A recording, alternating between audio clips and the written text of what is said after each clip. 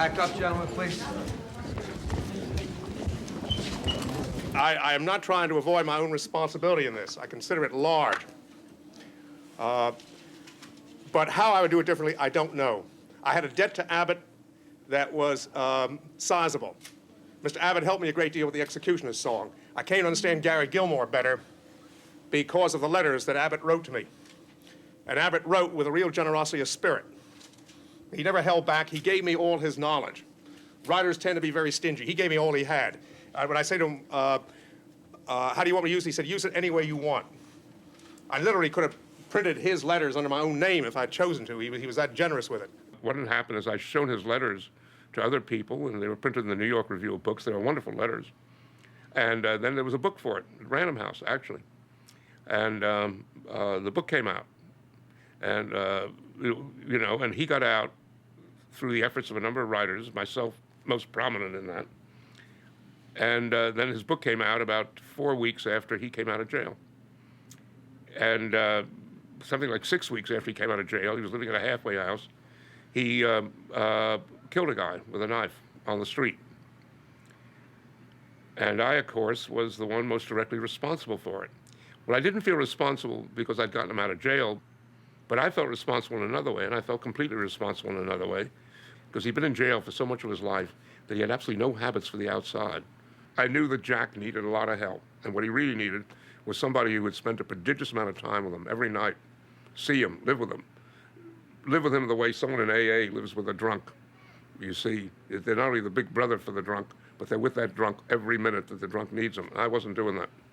So when the crime occurred, because I had just been hoping things would work out all right, when the crime occurred, I knew that I had a responsibility on that one. And that had been a very bad, unhappy event had happened that was much larger than Abbott or myself, which is a great deal of that a lot of people who'd be getting out of prison would not get out that particular month on parole because of what had happened. 100 things would happen. And so that really is one of the most unpleasant episodes in my life. There's an attitude now in America, let's bring on the law and order, let's get rid of all these criminals, all these people who knife people, who shoot people. It's too easy. Let me finish since I started this. The fact of the matter is that this country right now is in a situation where the rich are getting richer and the poor are getting poorer. And since we have had unstable social conditions for 20 years anyway, this is likely to aggravate them. If it aggravates them, it's going to increase the intensity of the demand for law and order. And if that happens, we're going straight toward fascism. So I'll just say that those of you who keep yelling for law and order at all costs, just recognize that what you're really asking for is fascism. And maybe you secretly want it. But don't kid yourself what you're asking for, because that'll be it. I've always felt that my relation to America is analogous to a marriage. You know, I love this country. I hate it. I get angry at it. I feel close to it. I'm charmed by it. I'm repelled by it.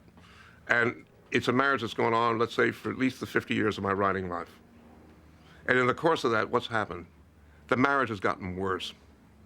It's not what it used to be. In the time of Kennedy, one could feel that with all his faults and with all his limitations, that was a real man with a real set of desires to make a good and exciting and interesting change in history.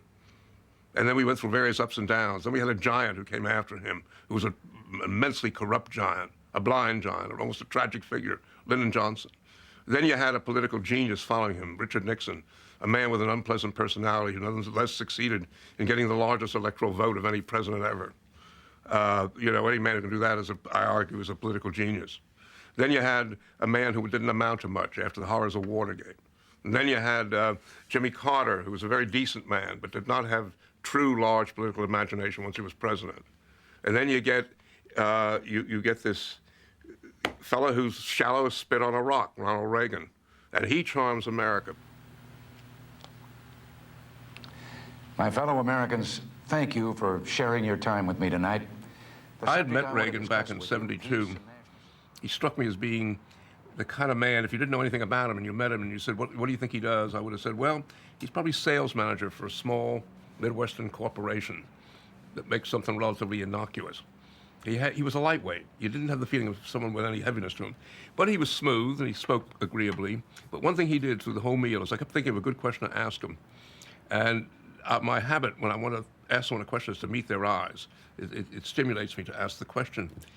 I never met his eyes once during the entire luncheon. It went on for 2 hours. He had an instinct that there was no reason at all in the world to talk to me. He knew that he was not going to gain anything by talking to me, and our eyes didn't meet once in those 2 hours, which was remarkable. When I thought about it after, I thought, yes, this man's never had a conversation with someone who can't advance his fortunes.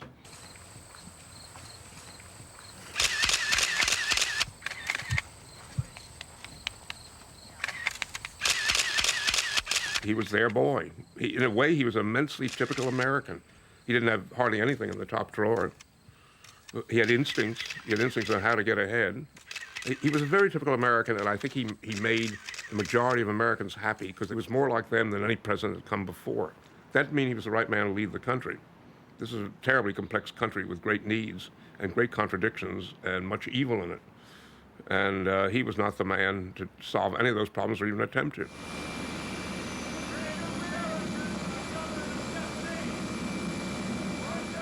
He was the Pied Piper who was leading us down the garden path and who was just as smooth as a chocolate sundae. Now, let's say a chocolate milkshake that was more like it. He was sweet, he was gentle, he had a bit of humor, he was sort of tasty, and he loved America. That was probably the only sincere thing in him. He probably loved America. He loved America the way a movie actor loves the cavalry when they come over the hill in the last reel and save his life. He adored America. How could he not adore America? It made him president. And people responded to that. And they responded to such a degree that Americans began to lose all sense of manner and judgment, of morals and judgment. For instance, at one point, Reagan pulled a boner, and in Lebanon, 256 Marines were killed by a bomb. Now, that wasn't Reagan's fault directly, but he's the commander-in-chief, so ultimately he's responsible. It was terrible news. It was a scandal. It was a huge shock. How could you have an American outpost in Lebanon where you didn't have better defense than to allow a truck to come up and blow up an entire military compound? So what happened is 2 days later, we invaded Grenada. Now, Grenada was a little island. We were told there was a huge communist threat in Grenada. Part of the Cuban army was there. In fact, when our army landed, what they discovered was there were 1,000 Cuban construction workers there, unarmed. And of course, Grenada was taken in 2 days, and the country celebrated as if it had won a great victory. This was a nightmare. Americans were losing their sense of values. Everyone on the Republican side went up and down proclaiming, we've now erased the shame of Vietnam. And I was very depressed by all that. I felt this is a great country, but there's something wrong with it in the most basic, simple fashion. When someone is great, when someone's marvelous, they don't have to keep saying every minute, we are the greatest. We were acting as if we didn't believe in ourselves at all. We had to keep reaffirming the idea that we were a great country. And it was a sentimental debauch. Well, I wrote relatively little about the Reagan period until it was over. The feeling I'd come to at that point was that politics had begun to get in the way of my own work, that I'd written about politics too much, perhaps. I was getting older. By 1983, I was 60 years old, and I just had this feeling that I want to write a couple of big books before I'm done. If I keep doing this, if I keep writing magazine articles, and some of them can be very good, but they don't really amount to much. Finally, I want to see, how good am I? Am I as good as I think I am, or am I not? And so I took on some big projects. So I didn't see much sense in writing about politics, and I didn't have much interest. You know, you have to believe, finally, that you're right or wrong. You have to believe your writing is going to have some large effect that will improve matters, and that I didn't have during the Reagan administration. The world is in transition. The defining challenge of the 90s is to win the economic competition, to win the peace. We must be a military superpower, an economic superpower, and an export superpower. Here's what I'm fighting for.